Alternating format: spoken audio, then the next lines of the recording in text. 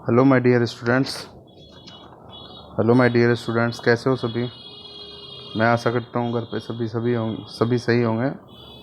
Corona का time चल रहा है तो घर पे ही होंगे सभी। और पढ़ाई भी ठीक चल रही होगी सबकी। ठीक है, वीडियो देखते हो आप, वीडियो देखते रहें, लेकिन वीडियो देखने के साथ साथ आपको काम भी करना है, अपना वर्क कंप्लीट करना है। और जो क्वेश्चन समझ में नहीं आते हैं वो उन्हें कमेंट बॉक्स में नीचे आप लिख सकते हो। आप कोई कमेंट बॉक्स में कोई क्वेश्चंस ही नहीं पूछते, ज़्यादातर वीडियो देख लेते हैं, देखने के बाद बस पता नहीं करते भी हो या नहीं करते, कुछ काम करते हो कि नहीं करते, बस वीडियो देख ली और वहीं ख़त्म। तो उसको करना भी है, पढ़ना भी है। ठीक है, तो आप सभी से निवेदन है कि अपना होमवर्क भी कंप्लीट करें और साथ के साथ समझते चलें। और आगे जो समझ में नहीं आ रहा है उसे कमेंट बॉक्स में लिखें। और वीडियो को जितने स्टूडेंट्स के साथ शेयर करना है सभी के साथ शेयर करें, क्योंकि आधे बच्चों के पास तो वीडियो पहुंच ही नहीं पा रही है। आधे बच्चों के पास तो वीडियो जा ही नहीं पा रही है। आधे बच्चों के पास वीडियो नहीं पहुंच पा रही है, जिसका मतलब है कि उन्हें तो पता ही नहीं कि चल क्या रहा है। तो आप सभी से ये भी रिक्वेस्ट है कि वीडियो को जितना हो सके शेयर करें, अपने जितने भी ग्रुप में हैं, अपने और पास रहने वाले हैं, जितने भी स्टूडेंट्स हैं हमारे, तो उन सभी को भी शेयर करें। ठीक है, तो 10th क्लास का सेकंड वीडियो है ये मेरा, और फर्स्ट वीडियो आप देख सकते हैं पीछे, जो जिन्होंने नहीं देखा है वो। तो शुरू करते हैं। आपका 1.1 कंप्लीट कर दिया था मैंने उस दिन, तो क्वेश्चंस नहीं कराए थे। क्वेश्चंस में एक साथ अगली वीडियो आएगी जिसमें सभी क्वेश्चंस सॉल्व होंगे, 1.1 से लेकर के 1.34 जितनी भी है सभी तक। ठीक है, तो अभी हम आगे चलते हैं। आज हम स्टार्ट करेंगे आपका सेकंड जो है 1.2 के लिए, जो उदाहरण दिए हुए हैं वो सभी अंकगणित का आधारभूत प्रमेय। ठीक है, अंकगणित का आधारभूत प्रमेय। आधारभूत प्रमेय का मतलब क्या होता है कि एक बेस होता है। ठीक है, एक बेस होता है, और बेस कैसे बनता है वो हमें आपको सीखना है आज। ठीक है, तो कैसे सीखेंगे, आपका ये दिया हुआ है, ये कुछ खास है नहीं, इसको छोड़ भी देंगे तो कोई दिक्कत नहीं है। यहाँ से आप स्टार्ट करेंगे, देखना कि हमें करना क्या है। कि यहाँ पे एक एचसीएफ और एलसीएम निकालना है। क्या निकालना है, एक एचसीएफ और एक एलसीएम। तो सबसे पहले हमें करना क्या है, ये एक थ्योरम्स भी दी हुई है आपको, कि एक आपको फैक्टर्स करने हैं, संख्याओं के क्या करने हैं, फैक्टर्स करने हैं, और फैक्टर्स के आधार पर ही हमें आगे की संख्या डिनोट करनी है। एक एचसीएफ निकालना है और एक एलसीएम निकालना है। ये हमें आधारभूत प्रमेय के जरिए सीखना है, यहाँ पे कैसे निकालना है। ठीक है, तो उदाहरण नंबर 6 दिया हुआ है आपके लिए कि 6 और 20 संख्याओं 6 और एक सेकंड, संख्याओं 6 और 20 के अभाज्य गुणनखंड विधि से एचसीएफ और एलसीएम ज्ञात करना है। आपको पता है, 9th क्लास में भी पढ़ के आ चुके हैं कि एचसीएफ क्या होता है, एलसीएम क्या होता है। ठीक है, तो आपको सिर्फ यहाँ ये सीखना है कि अभाज्य गुणनखंड विधि होती क्या है। अभाज्य गुणनखंड विधि का मतलब ये होता है कि कोई भी संख्या जो हमें दी हुई होती है उसका सबसे छोटे छोटे अभाज्य अभाज्य संख्याओं में उसके टुकड़े करना। जैसे कि मान लो मेरे पास 4 है, 4 को मैं कर दूँ कितने से, 2 से डिवाइड कर दूंगा तो क्या बन जाएगा, मल्टीप्लाई 2। ठीक है, मल्टीप्लाई 1। तो आपका ये क्या हो जाएंगे, इसके फैक्टर्स हो जाएंगे। इसके अलावा और किसी संख्या से हम फैक्टर कर सकते हैं नहीं, क्योंकि इससे आगे डिवाइड होगा ही नहीं। 2 से डिवाइड होगा, 2 × 2 × 1 ओनली।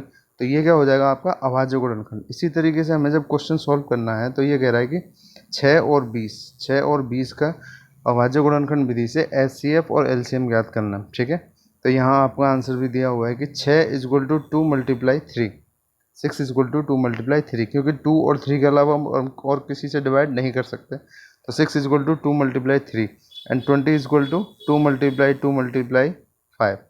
तो आपने देखा यहाँ पे कि 2 का 2 बार गुणा किया गया है, 2 × 2 तो हम इसको ये भी लिख सकते हैं कि 2 की पावर 2, क्योंकि कितनी बार गुणा किया गया है यहाँ पे, 2 बार। तो हमने क्या लिख दिया, 2 की पावर 2। इसी तरीके से जब आपको पता है कि जैसे कि पिछली इच्छाओं आप देख भी चुके हैं, मैं बता भी रहा था कि आपको एचसीएफ ज्ञात करना है। एचसीएफ के लिए क्या करना है कि एक ऐसी संख्या निकालनी है, संख्याओं में से प्रत्येक उभयनिष्ठ अभाज्य गुणनखंड की सबसे छोटी घात का गुणनखंड ज्ञात करना है, गुणनफल ज्ञात करना है। मीन्स जो आपकी पहली वाली संख्या है, दूसरी वाली संख्या, इन दोनों चीज़ों में जो कॉमन है, आपको कॉमन क्या दिख रहा है, क्या 3 इसमें है क्या, 3 नहीं है, इसका मतलब 3 हम नहीं लेंगे।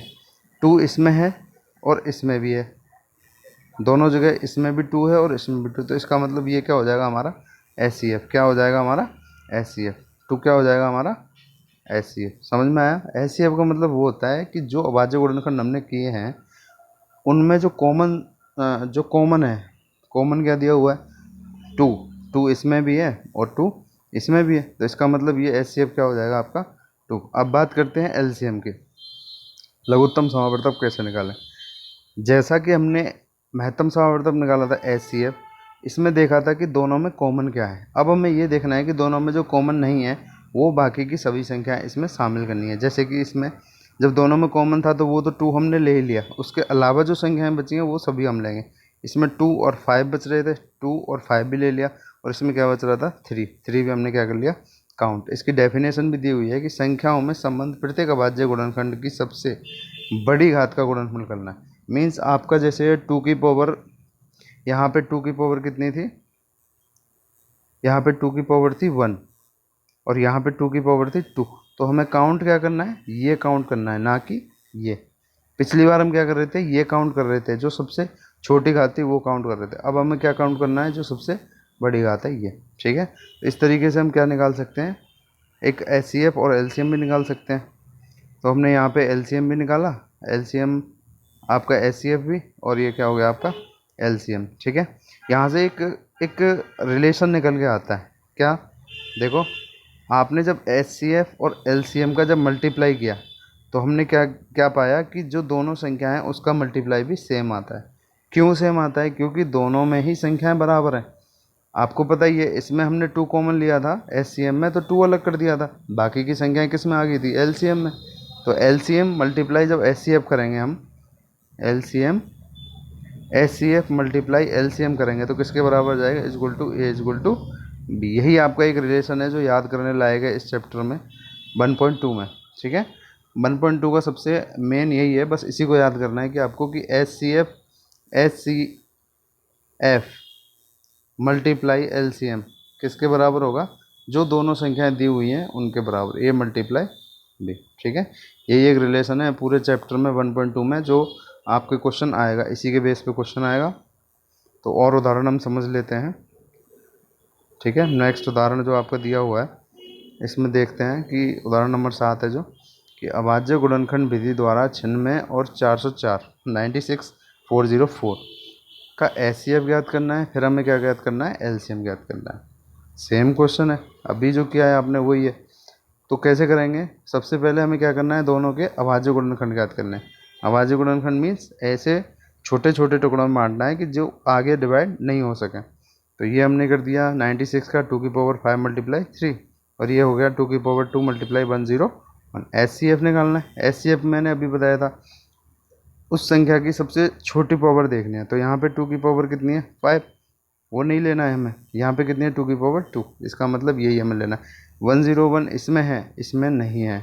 3 इसमें है, इसमें नहीं है। इसका मतलब हमें क्या लेना है? बस खाली 2 की पावर 2 इजक्वल टू 4। हमारा HCF क्या हो गया?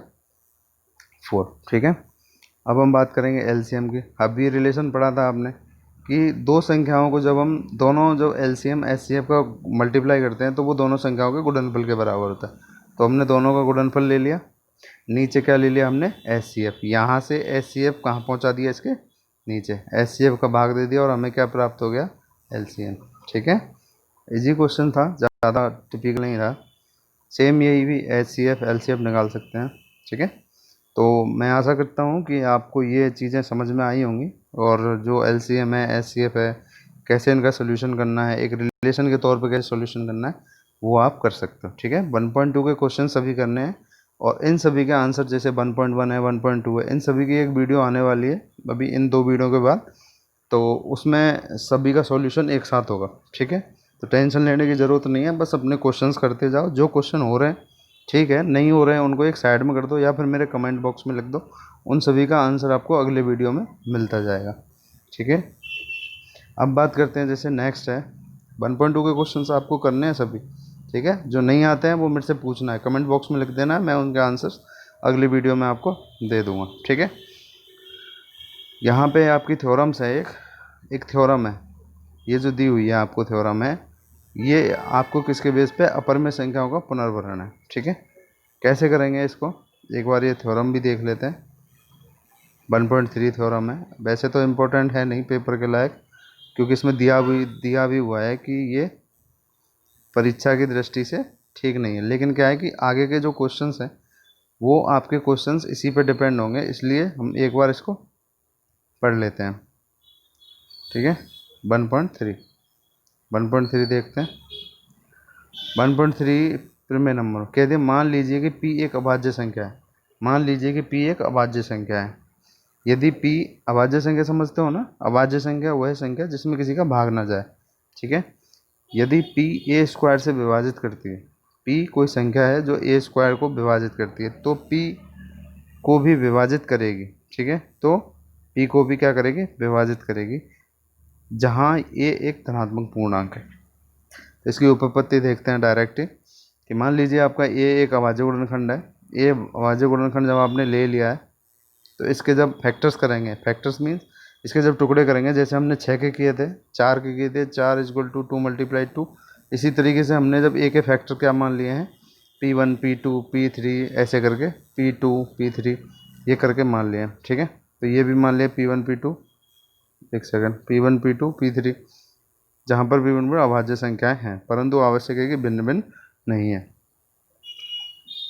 ए स्क्वायर की वैल्यू आपने जब रखी तो दोनों का आपको पता है, जब डबल बार मल्टीप्लाई करेंगे तभी ये आएगा, तो P1 स्क्वायर P2 स्क्वायर ये हमें प्राप्त हो गया।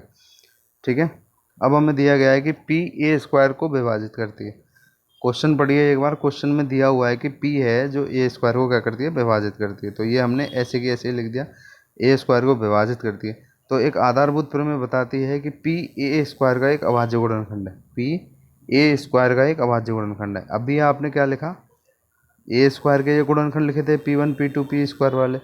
अब आपको पता है कि P एक अभाज्य गण का परंतु अंकगणित आधारभूत की अद्वितीय है। एक सेकंड, ए स्क्वायर को अभाज्य गुणन केवल P1 P2 Pn, इसलिए P को P1 P2 Pn में से एक ही होना चाहिए। देखो इसको समझने के लिए क्या करेंगे, आपको ए स्क्वायर दिया हुआ है। ठीक है, ये इसके फैक्टर्स दिए हुए हैं। मान लो 6 दिया हुआ है, सामने लिखा हुआ है 2 × 3। अब आपको कहा गया है कि 6 को डिवाइड करने वाली कोई संख्या बताइए। तो सीधी सी बात है, या तो 2 से डिवाइड होगा या 3 से डिवाइड होगा। यही ये कहना चाह रहा है कि ए स्क्वायर को P से डिवाइड करना है। तो ये कहना चाह रहा है कि जो P है, P किस में होना चाहिए, इसके जो फैक्टर्स हैं, इसके जो फैक्टर्स थे इनमें से होना चाहिए, कोई एक संख्या होनी चाहिए। ठीक है, तो जिससे क्या होगा, ये विभाजित होगा। तो ये कह रहा है कि P को P1 P2 इसमें से एक होना चाहिए, अतः A इक्वल टू, चूँकि A equal to P1 P2 P3 Pn, इसलिए P A से विभाजित अवश्य करेगा। यही इसकी उपपत्ति है। ठीक है, और यही क्या हो जाएगा इसका, अतः हम उपपत्ति दे सकते हैं कि टू रूट एक अपरिमेय संख्या है। ठीक है, खास इतना है नहीं, लेकिन बस थोड़ा समझने के लिए ये प्रमेय दी गई है, क्योंकि आगे थोड़ा बहुत यूज़ आ सकती है। तो ये आप नॉर्मली पढ़ सकते हैं। थोड़ा सा जो समझ में नहीं आया एक बार और पूछ लेना। मैं आशा करता हूँ कि समझ में तो ज़्यादातर आ ही गया होगा। 1.3, अब ये उदाहरण एक समझा देता हूँ आपको। इस उदाहरण के ज़रिए भी आप कर सकते हैं सीधे।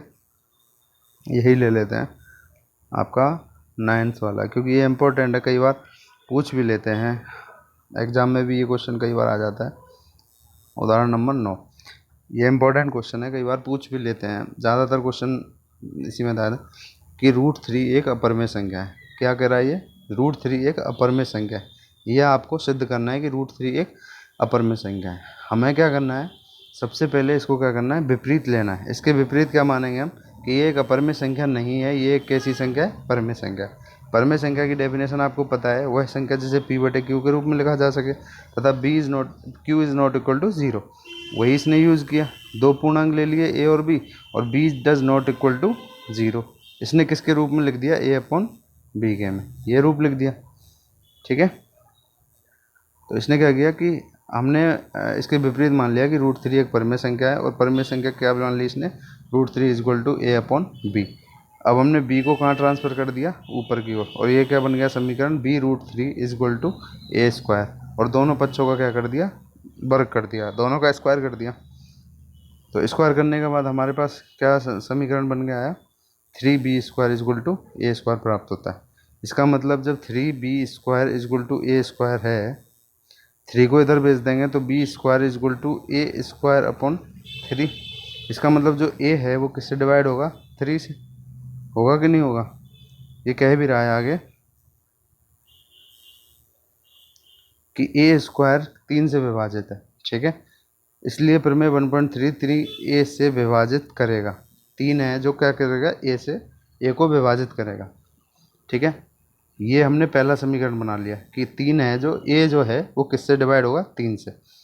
इससे नेक्स्ट आगे चलते हैं कि ए इज इक्वल टू, अब हमें क्या मानना है, ए की वैल्यू हमें कुछ और भी लेके चलनी है और उसको उसके सिमिलर स्थापित करना है। तो ए इज इक्वल टू 3 सी मान के चलते हैं। सी यहाँ पे क्या है, पूर्णांक। पूर्णांक आप समझते ही हो, प्लस माइनस जीरो कुछ भी हो सकता है, ठीक है। तो इसको भी हमने किसके बराबर मान लिया, ए का जब स्क्वायर किया तो हमें क्या मिला, 9c²। क्या मिल गया, 9c²। पहले आपने समीकरण 1 में ए स्क्वायर की वैल्यू क्या थी, 3b²। दोनों को क्या कर दिया, सेम। दोनों को क्या कर दिया, सेम। अब यहाँ पे आपने क्या किया, बी स्क्वायर की वैल्यू देखी, B square is equal to 3c²। अब यहाँ पे बी स्क्वायर किससे डिवाइड हो जाएगा, 3 से, क्योंकि सी स्क्वायर की वैल्यू निकालेंगे। कैसे डिवाइड हो जाएगा, 3 से। इसका मतलब जब बी स्क्वायर 3 से डिवाइड है तो बी भी क्या होगा, 3 से भाजित होगा, विभाजित होगा। 3 का इसमें भी भाग जाएगा बी में। तो आपने एक चीज़ देखी कि पहले समीकरण में हम ए को 3 से डिवाइड कर रहे थे, दूसरे में बी भी 3 से डिवाइड है। इसका मतलब ये दोनों जो संख्या ए और बी हैं किससे डिवाइड हो रही हैं, वो 3 से। और ये क्या हो जाएगा, एक विरोधाभास हो जाएगा। इसलिए हम कह सकते हैं कि √3 क्या है, एक परमेय संख्या, अपरमेय संख्या। √3 एक कैसी संख्या है, अपरमेय संख्या, ठीक है।